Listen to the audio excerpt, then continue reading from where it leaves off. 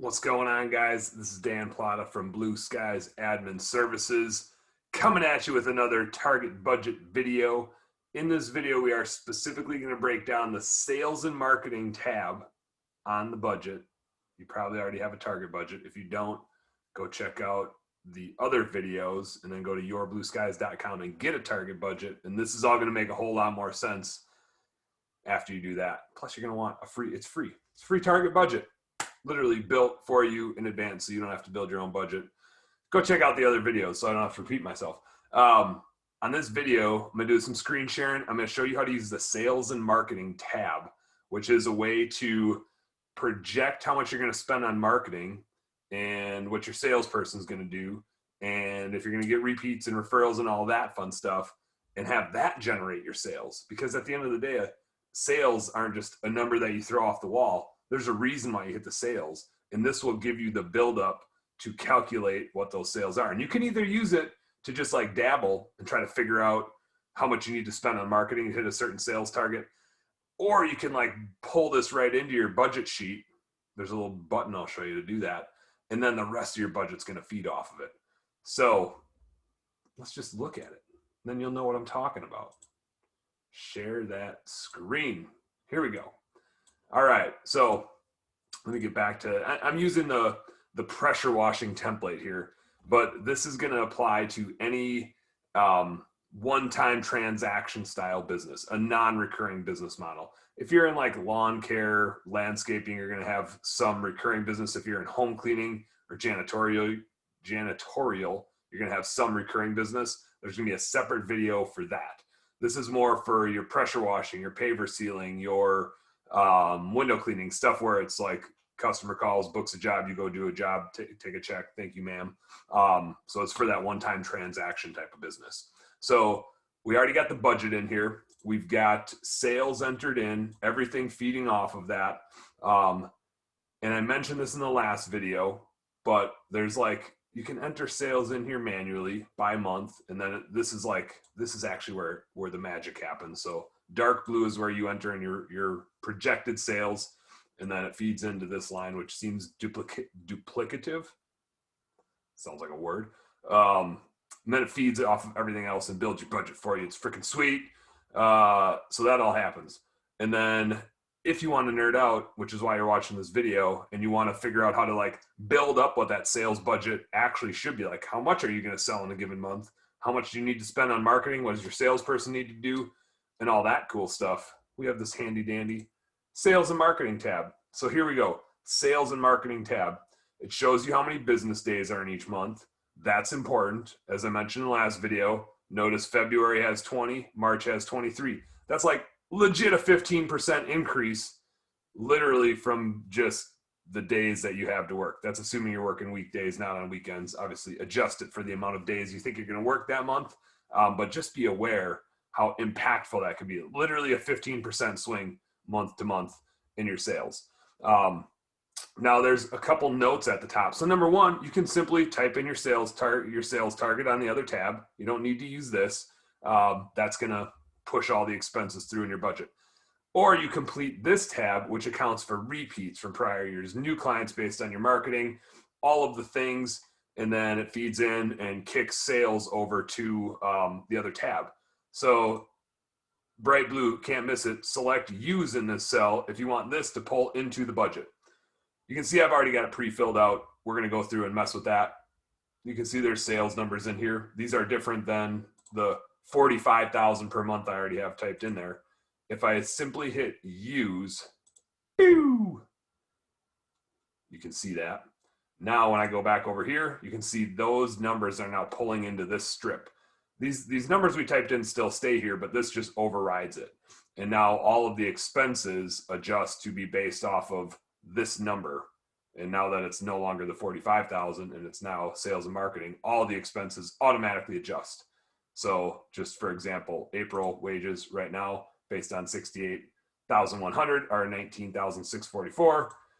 If we went to the sales and marketing tab and took that out back here, now that adjusted. So you can see now those went back to 45,000, what we typed in up here, and so on and so forth. I think you get the point. So now when we look at how to build up our sales projection, and again, this is for businesses that are transactional, not recurring. So first thing is how much we're going to spend on marketing in any given month. And this is really where you should be looking at those business days. You're going to spend more on marketing in a month where you have more business days to go generate that revenue. So make sure that like relationship holds true. Now you're going to spend money that you expect to get a specific acquisition return on two different ways. You're going to spend it on people to do the work for you, the person you hired to do your SEO, the person that's doing your Facebook, whatever, the person that's doing your Google ads. You want to get a return on them. So you're going to expect if you put so much money in there, you get so many clients out. Similarly, like the money you spend on the Google ad or the Facebook ad or the radio or the flyers, whatever, you're going to spend so much money and you're going to get a certain acquisition cost out of that, so to speak. So you can see I've got numbers typed in here about how much I'm going to spend each month. And when there's only 20 days, I have a little bit less money in there maybe for ad spend. I'm assuming I'm on retainer for the labor. I'm paying somebody $1,000 to do something for me. And then I'm going to pump different amounts of ad spend in there. And in March, I'm going to spend a little bit more because I know I've got 23 days to fill up. But in June, same thing. I'm going to spend a little bit more. August, I'm spending a little bit more. Basically, anywhere there's more business days, I'm going to put a little bit more money to work. You might even say like May is just when I know people are going to be shopping. So I'm going to spend $7,000 in May because I just know like there's a lot to get out there. January, maybe there's not so much to get. In December, there's not so much to get because it's cold out, and whatever, maybe February is the same way. I'm in Minnesota, so I'm biased. Like those months is just so damn cold. Plus you gotta be out ice fishing. So how could you get any work done while you're out ice fishing? So anyway, we've got numbers. We're expecting to, put that money to work. Now, your acquisition cost, you could either say like, I'm going to target an acquisition cost of X amount of dollars per client. And by acquisition cost, I hear it said a number of different ways, but your client acquisition cost is going to be how much money you have to spend in those marketing dollars, both in terms of who you're paying and what you're paying for, to get that next client. Super important number. If you don't know what that number is, go look at your data from last year, look at your spend on ads and on the people doing that marketing work for you, and then how many new clients did you get? And there's your acquisition cost from last year.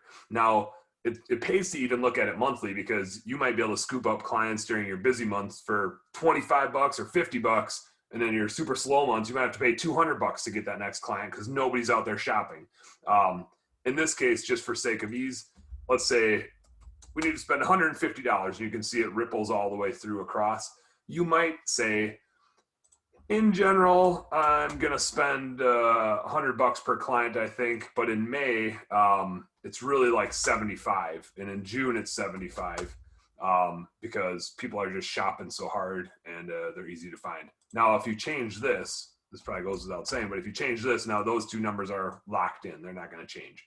So just know that if you start poking around in individual months, they're going to lock in. There's a formula in here, which is pretty simple. It just ties back to that. So if you do like manually adjust it, you can always just copy that formula back over. So we'll say 100. And then it'll spit out for you, how many new clients are you going to get from that? That's clients from that marketing. Now, there's a couple other ways that you're going to get clients. One is, how many clients are you going to get from a salesperson? You may have a salesperson, you may not. This wouldn't be a lead that you generate from your marketing and then send them out to go close. That's up here. This would be they're out getting their own clients as well and, killing the meat and dragging it back to the cave. So you're going to say, I think my salesperson is going to generate an additional X amount of clients per month. Let's just say 5. You can see this also when they generate leads, this feeds into the payroll tab because you're probably going to pay that salesperson for these specific sales, maybe different than you would pay for company generated sales. So that all feeds together. If you're looking to catch an error that I made, I'd look there. Like that was complex trying to get that all to work. So I think I got her dialed in, but check me if I'm wrong, Sandy. All right. So I'm going to leave it at 10. Salesperson, go sell me a new client every other day, basically. And then you're going to get referrals, right? You're going to get jobs from your current client base that referred you to their mother-in-law and this and that, that you really paid nothing for. And so assume a certain amount of referrals. And if you're doing a good job of tracking your sources, you can look back at how many referrals you get each month. And again, you can put 10 in and it would feed across everything. But maybe you're like, man, I get like next to no work here. And then it really starts picking up and I get 10 and then slows down and then I get 10 again. So you can edit any individual month, but if you do, and then you change this, just always keep in mind, it's only going to change the ones that you didn't mess with. And if you need to take them back, you just copy one of these cells where the formula is still in there, paste it, and then they all go back to tying to that. So you can dabble with that as you please. Now, we're totaling up the new clients that we got from our marketing efforts here, the clients from our salesperson, and the clients from referrals. So now we've got total new clients per month. Not all clients are created equal, but we tend to have a pretty good sense of what our average job size is per client. So we want to put that in here. And I would say like that can change per month, right? In Minneapolis, we do a ton of window cleaning and gutter cleaning in the fall and quite a bit in the spring. Starting like May, June, July, August, we get into way more roof cleans, pretty much through September, way more roof cleans and soft washes, and that just shoots our average job size way up. So in this case, if we're just doing pressure washing, we're going to say $600 per job on average. Some people are 800 to 1,000 or more, and some people are 300 to 400, depending on how you play the game. Not going to scrutinize that at all, but we're just putting a number in here for the sake of the budget. So revenue from these new clients from above, we got this amount of clients coming in per month, average job size of that. So here's the revenue from those clients specifically. Now, you also are going to get clients that you've served in the past. And how far back you go is a little trivial. I'd say, in pressure washing specifically, you probably have to go back 2 years or 3 years to find people that you've served before, because you might not hit them every year. You might hit them every other year. Window cleaning, you might hit them twice a year, 4 times a year. So the big thing is just pick a time period that you're going to go back to measure against. At Blue Skies, we go back 3 years and say, did we serve these people in the last 3 years? And if so, they're a repeat, right? They're getting our automated emails every month. They're getting our random text message things. So we're finding them, and it's super easy to market to them because they're already in our client list. We don't have to like go spend big marketing money to go get them on the schedule. So you can say, how much revenue did you do last year? You don't need to total the revenue over 3 years. Just how much revenue did you do last year in each of these months? Let's say last year we did. Wow. What am I trying to say? I'm building in my Minneapolis seasonality here. I'm so biased. It's snowing right now. It's not fair.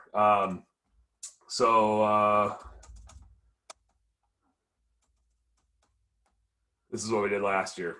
Not really, but you get the idea. Just get some seasonality in there so you can see the variation. So now, in general, for us, about 2/3 of the work that we do is repeat business. We've been around for a bit. We got a pretty big client list. This could be 50% of those clients are going to repeat. Oh man, it didn't work. Hold the phone.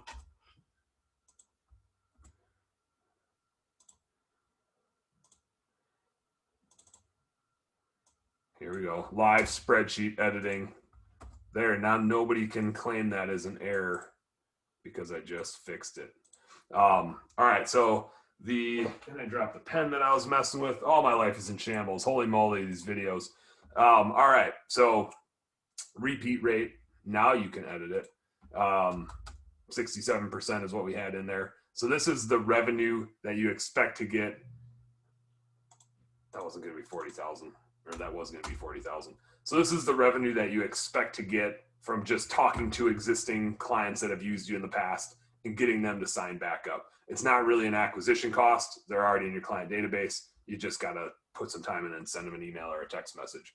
So now we have our total budgeted sales from new clients and repeat clients. And I also like grab in here, this isn't really referrals, but You can add in here upsells as well. If your guys are out in the field and they upsell something, I'd kind of group that into this. You don't have an acquisition cost for it necessarily. You also maybe will get it in average job size. But anyway, so you've got these two groups of revenue. It totals up at the bottom. And again, so now we're looking at, based on this, 777,000 of revenue for the year with that marketing spend. And that revenue, we did 336 last year, and we expect that repeat rate. Man, that's a little aggressive. Let's take it down to 50%. Now we're at 720. So we're expecting half of last year's revenue is going to repeat, and we're going gangbusters with salesperson, and we're going to get referrals like crazy. And we're spending this marketing money. So now if we go back, we got 720,000 in sales. Here we've got 720,000 in sales. And now it's just going to feed right through the rest of our budget. So we've got 42.5. It actually spits out a little bit different. It spits out at 42.4 because of the different payroll months in there. Quirky, but it's mathematically correct. And so if we scroll down and put that through our business model, and we're saying as a pressure washing company, you should make around 17.5% profit. Now the fixed costs get spread out more because we bumped up our revenue. So we're looking at like 156,000 of profitability in here. So that's pretty freaking sweet. Let's see what we got here. Oh, you know what? The reason that it's different than the 17.5% is because we're spending less on marketing. We had 15% on marketing built in here, but now you'll notice, this is kind of the last point, and then I'm gonna end this video, and then you can go check out the payroll video. When we say use the sales and marketing stuff, it's also going to pull these numbers into this section. It'll say see sales tab, see monthly.